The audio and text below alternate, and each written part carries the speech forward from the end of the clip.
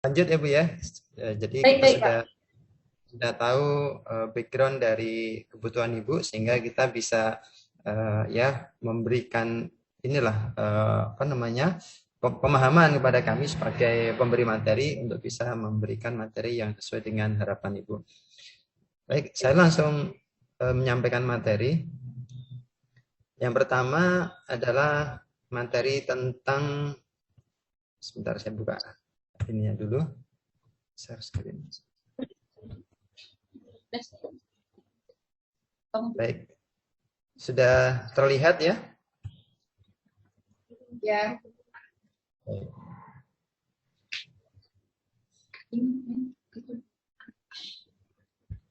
Baik, hari ini kita akan belajar tentang pest control.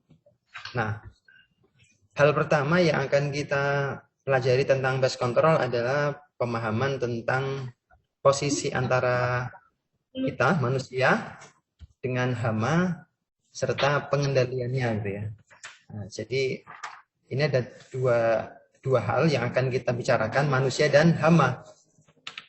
Nah, berkaitan dengan hubungan antara manusia dan hama, ternyata ada suatu hal ya yang perlu kita selesaikan, dan itu nanti ada di dalam pengendalian hama terpadu. Nah, jadi pest control itu adanya di poin yang ketiga ini, Bu Erni dan tim ya.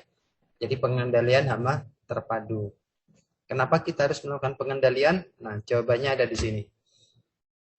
Nah, kita melihat dulu tentang histori antara manusia. Ya. Ini manusia. Ini apa namanya? Ya, hama ataupun serangga yang kalau kita lihat umurnya, ini dari bawah. Ini umur bumi, yaitu mendekati 5 miliar nih di bawah. 5 miliar tahun yang lalu atau 4,6 miliar tahun yang lalu. Ini masa belum ada kehidupan. Nah, yang hidup pertama kali itu adalah yang bersel tunggal. Nah, ini di 2,5 miliar tahun yang lalu. Kemudian 600 juta tahun yang lalu muncullah ini ada serangga. Nah, ini ada 400 sekian juta tahun yang lalu ya. Ini 400 juta tahun yang lalu serangga mulai muncul di sini ya. Ada insek ataupun serangga-serangga yang sederhana. Kemudian muncullah hewan-hewan yang besar, teman-temannya dinosaurus ini tahun 2 juta tahun yang lalu. Kemudian mulailah di sini terjadi perubahan ya dari bentuk besar menjadi bentuk kecil. Nah, serangga atau manusia mulai hadir. Ini ada di tahun 1,8 juta. Ini manusia. Manusia 1,8 juta tahun yang lalu itu baru hadir, dan ini termasuk belakangan ya. Jadi kalau dilihat dari umur ya, umur dari apa namanya kehidupan ya, maka umur serangga ini lebih tua. Jadi kita serangga ya 400 juta tahun yang lalu, tikus 66 juta tahun yang lalu, manusia baru ada sekitar 1,8 juta tahun yang lalu. Jadi kalau dilihat dari historinya, kita dengan serangga, ya, serangga dengan manusia, itu tuaan serangga. Jadi kita kalah usia. Tapi kita akan lihat hubungan antara manusia dan serangga berikutnya. Karena nanti seolah-olah kita dengan serangga itu kayaknya nggak akur gitu ya. Nah, kita perlu mendudukkan posisi kita manusia dengan serangga. Jadi antara kita dengan serangga nggak selamanya nggak akur, alias nggak ada hubungan yang tidak baik antara serangga dan manusia. Kita akan lihat nih proporsinya. Ini posisi serangga dengan seluruh hewan yang ada di muka bumi ini, ya, organisme di muka bumi ini. Kita lihat proporsi serangga paling besar, yaitu 50% sendiri. Ya, 50% kehidupan organisme itu adalah dari kelompok serangga, dari kupu, dari kepik, dari capung, nyamuk dan sebagainya. Adapun apa namanya hewan-hewan yang lain ini kecil ya proporsinya. Kita ada di sini vertebrata, apa namanya hewan yang bertulang belakang. Ini tumbuh-tumbuhan dan yang lain. Jadi serangga ini adalah yang paling tua umurnya dan ternyata yang paling banyak juga komponen atau bukan komponen proporsinya ya di muka bumi ini. Jadi jangan main-main dengan serangga. Ternyata mereka lebih banyak pasukannya. Gitu. Jangan main ya. Ya. Ya. Kita lanjut. Baik. Suara saya masih bisa disimak ya? Bisa, Pak. Baik. Nah, jadi lingkungan di alam ini ada dua. Yang pertama lingkungan alami dan lingkungan buatan. Kita banyakkan di mana ya? Di sini ya, di lingkungan buatan. Kalau ini lingkungan yang ya liar ya. Serangga lebih banyak lagi di sini. Ini hanya gambaran lingkungan di Jakarta. Kalau kita ada di Jakarta itu 10,2 juta. Tapi ini nggak seberapa dengan jumlahnya serangga itu ya. Ini sensus tahun 2017. Sekarang udah di atas 10 juta mungkin. Nah, lingkungan manusia kita sebut aja lingkungan permukiman atau urban ya.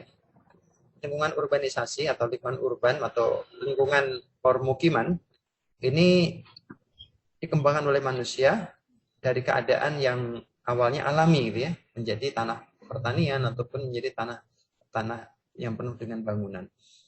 Nah, akhirnya muncul juga ya di tengah-tengah lingkungan permukiman ini serangga gitu ya. Karena serangga ini berhak hidup dan mereka selalu berdampingan dengan kita. Dan mereka pun mengambil porsi kehidupannya dengan habitat yang ada di sekitar permukiman kita.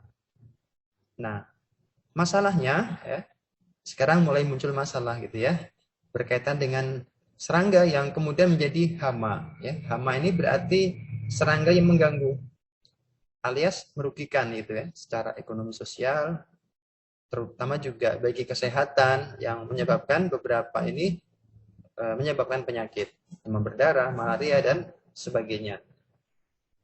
Nah, kita lihat komponen ataupun berbagai jenis ya hama yang mungkin perlu kita perhatikan, perlu kita garis bawahi sebagai serangga yang berbahaya bagi kehidupan kita. Kurang lebih ini ya. Kalau di ibu paling yang berbahaya mana? Ini paling ya. Ada kutu busuk ini. Tikus, kecoa. Ya ini tikus, kecoa ya. Ini paling banyak emang nggak bisa dari tikus dan kecoa. Termasuk juga kalau ibu punya kain gitu ya, gudangnya kain gitu, gudangnya garmen itu, kalau kita nggak bersih, sanitasinya ada dua hal ini. Ada tinggi, kalau orang beberapa nyebutnya tinggi gitu ya.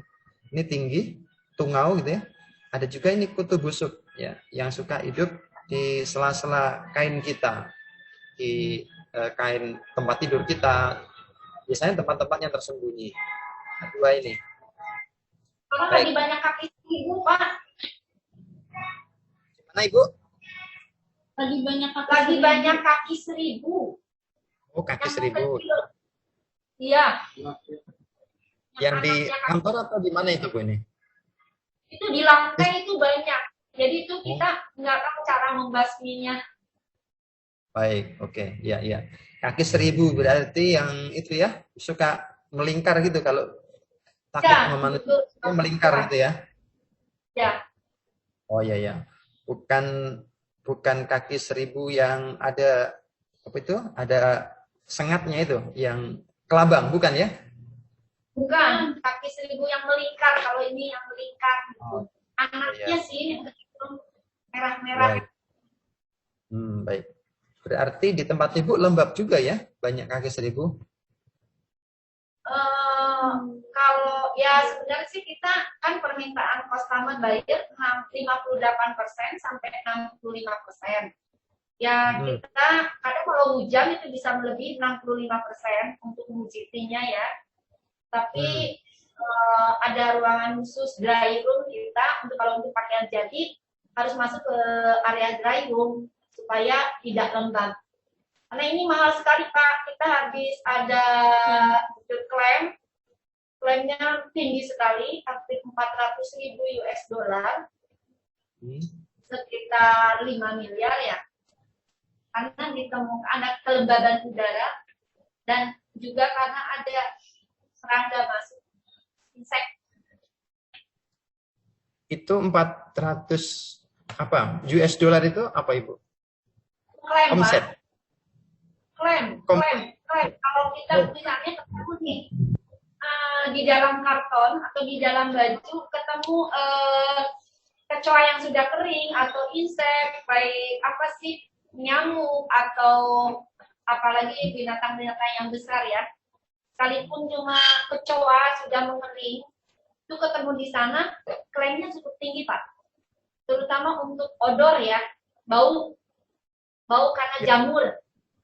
Itu tinggi sekali, Pak. Baik. Oke, Bu. Baik, saya sudah paham, sudah saya tangkap. Jadi ada kecoa, terus ada kaki 1000 gitu ya. Dan yang paling yang paling klaimnya besar dari faktor kecoa tadi, Bu ya, kecoa kering. Ada ya bau ya, mungkin baunya itu. Mungkin kalau kayak gini-gini kan hama juga lama-lama bau kan, menimbulkan jamur juga kan. Karena lembabnya udara biasanya. Oke, baik. Oke, paham. Nah, nanti kita akan pelajari tentang kecoa lebih spesifik. Nanti kita ada bab khusus, Bu, tentang pemahaman setiap serangga ini, Bu. Jadi ada nyamuk, lalat. Ini ada slide yang khusus yang akan membahas tentang bagaimana memahami karakteristik mereka dan pengendaliannya, termasuk kecoa nanti. Jadi nanti yang perlu saya lebih mengerucut kecoa, Bu ya, dan apa tadi yang kaki 1000 ya? Kaki 1000, kecoa, dan tikus juga banyak kita, Pak. Tikus ya. Berarti lebih banyak tikus, kecoa. Kalau tikus kan itu kita ada perangkap tikus ya, Pak ya.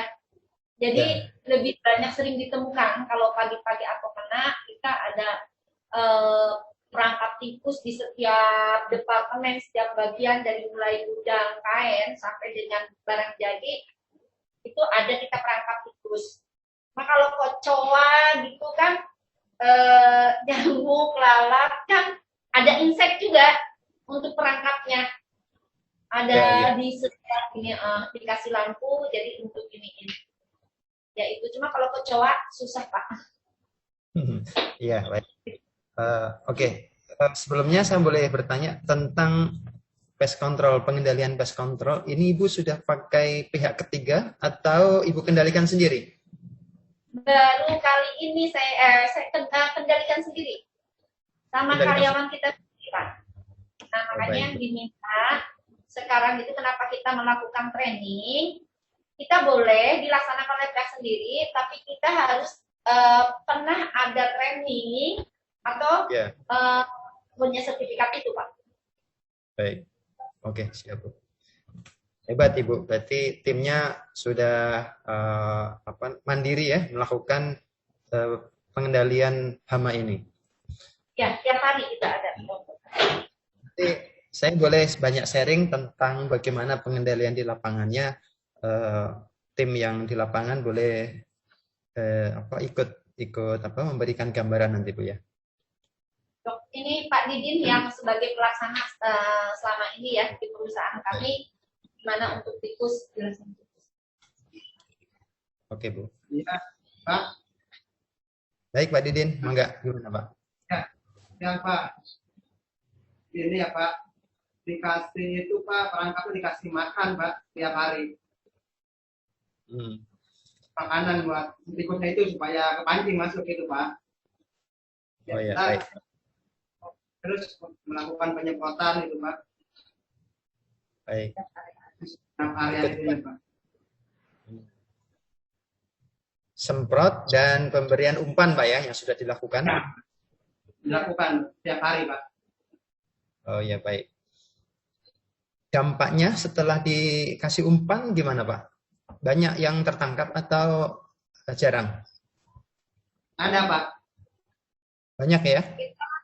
Ya. Kita tiap hari kali harus punya dokumentasi Pak, itu permintaan buyer.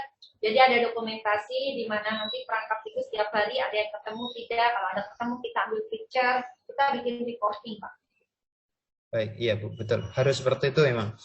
Dan harus disebar dengan peta yang jelas juga ya kan? Pemetaannya ditaruh di mana?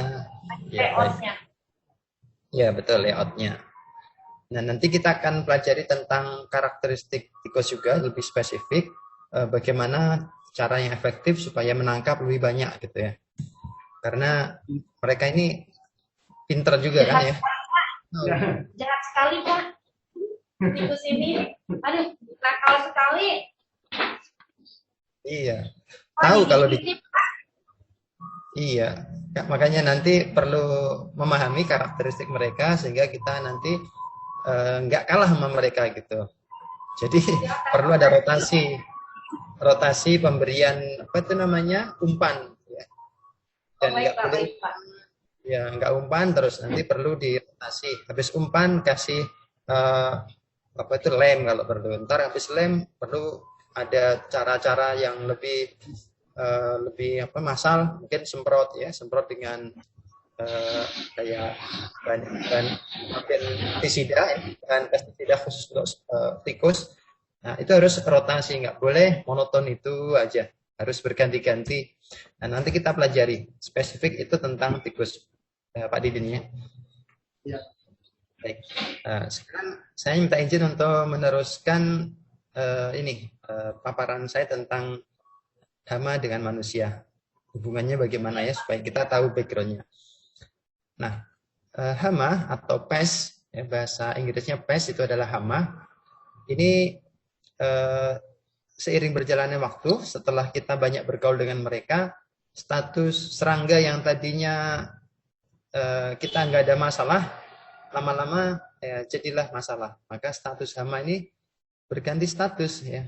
Karena ya mereka ternyata mengganggu ya, mengurangi ketersediaan yang ketersediaan produk yang kita miliki sehingga komoditi kita berkurang ya, daya jualnya berkurang karena sudah ya dirusak oleh si serangga ini alias hama.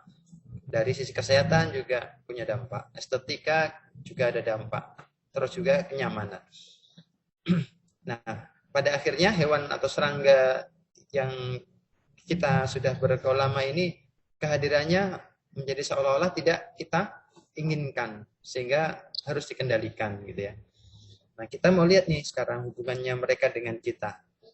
Ini kita akan bandingkan antara keuntungan dan kerugian dari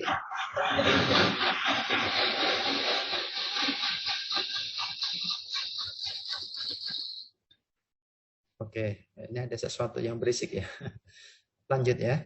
Nah, peran serangga ini dari cara pandang manusia ada yang menguntungkan dan ternyata yang menguntungkan ini kalau kita mau jujur ya, 50% ya makanan yang kita makan itu bergantung kepada serangga. Kok bisa? Ya bisa. Pertama, rantai makanan yang kita miliki dari sejak tumbuhan dimakan, kemudian serangga dimakan hewan besarnya kita makan ya. Jadi rantai makanan ini serangga bagian yang dikonsumsi oleh para hewan ya, yang kita makan juga dari ayam, dari ya hewan-hewan yang lain itu mereka makan serangga dalam rantai makanannya, butuh serangga gitu. Termasuk polinasi. Polinasi itu bahasa biologinya penyerbukan. Polen itu serbuk sari. Polinasi berarti penyerbukan. Nah, jadi dalam penyerbukan semua tumbuhan, sayur ataupun buah ya itu membutuhkan penyerbukan. Kalau nggak ada terjadi penyerbukan yang notabene dibantu oleh serangga, maka buah-buahan yang kita makan itu nggak jadi buah gitu ya. Nah, berarti kan serangga sangat membantu di sini. Termasuk juga decomposer. Ini serangga membantu juga. Dan seterusnya, banyak sekali. Nah, kemudian kita lihat di sini. Dan tadi 50% lebih ya, itu membantu manusia. 50% kita bergantung pada serangga dalam hal ini semua. Polinasi, rantai makanan, dekomposer, dan seterusnya. Nah, ternyata setelah kita lihat, hanya 2% serangga yang merugikan manusia secara ekonomi ataupun kesehatan serta estetika. Jadi yang mengganggu ekonomi, kesehatan, dan estetika itu hanya 2%. Jadi sangat sedikit sebenarnya serangga yang mengganggu kita dibanding yang keseluruhan tadi. Nah, sekarang kita perhatikan apa yang terjadi bila manusia tidak ada serangga. Maka yang 50% ini kita bisa pusing gitu kan. Nggak ada buah yang bisa kita makan karena nggak terjadi penyerbukan. Rantai makanan nggak ada serangga, mereka pada kurus ya kan. Hewan-hewan yang kita makan, burung, entah ayam, ikan, mereka butuh serangga. Termasuk tanaman ya kan. Dekomposer nggak ada serangga, tanaman nggak subur gitu kan. Nah, jadi kalau nggak ada serangga kita juga terganggu gitu ya. Maka kita harus berlaku bijak di sini. Cukup 2% saja yang harus kita kendalikan, sisanya jangan diganggu gitu ya. Bagaimana supaya mereka nggak terganggu? Kita harus melakukan kontrol ya atau pengendalian dari yang 2% ini, sehingga yang lebihnya yang 98% itu jangan sampai terganggu. Maka kalau kita sering menggunakan bahan kimia gitu ya, bahan kimia untuk melakukan pengendalian, bisa jadi kita yang kita bunuh nggak hanya 2%, bisa jadi lebih dari 2% yang terbunuh bersamaan ketika kita membunuh yang 2% ini. Nah, itu akan mengganggu siklus kehidupan ya, akan mengganggu rantai pangan, mengganggu ekosistem secara umum gitu.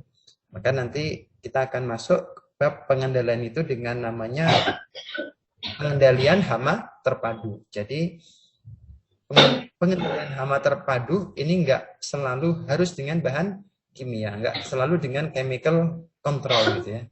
Ya kita nanti akan mengedepankan non chemical. Ya chemical sewaktu-waktu saja, enggak selalu gitu. Nah, kita masuk ke sini mengerucut apa sih yang membantu, apa sih yang serangga sudah bantu untuk kita gitu ya. Nah, ini yang kita tadi sampaikan di atas, yang 50% itu dia melakukan polinasi atau penyerbukan, menghasilkan madu, ini lebah. Terus melakukan dekomposer di hutan, ini ada rayap ya kan, ada rayap dan teman-temannya. Ini mengurai tanaman-tanaman yang lapuk sehingga membantu menyuburkan tanah, termasuk cacing gitu ya. Nah, berikutnya yang merugikan cuman sengatnya ataupun suaranya gitu ya, ataupun sarangnya. Ini dari lebah. Kalau rayap yang mengganggu adalah merusak kayu bangunan. Ya, karena masalah tempat, mereka harusnya merusaknya di hutan gitu ya, mengurai tanaman hutan ataupun kayu-kayu besar supaya cepat habis. Nah, karena salah tempat ya, jadi mengganggu, merusak kayu bangunan kita. Nah, oke. Nanti kita akan bahas lebih spesifik tentang bagaimana melokalisasi treatment kita sehingga cukup bisa mengendalikan 2%, menyelamatkan yang 98% seperti itu. Nah, ini ya. Serangga itu memang mengganggu, tetapi nggak seberapa. Itu bisa kita kendalikan. Nah, dalam pengendalian, ini kata kunci berikutnya, setelah kita paham tentang jati diri serangga, ternyata mereka itu datang ke kita, ke lokasi kita, ke ruang kita, ke industri kita gitu ya. Itu karena ada 3 hal ini saja. Kalau makanan nggak ada, ya makanan mereka gitu ya. Terus air yang mereka minum nggak ada. Kemudian juga tempat berlindung mereka tidak ada atau sarang gitu ya, sarang mereka nggak ada.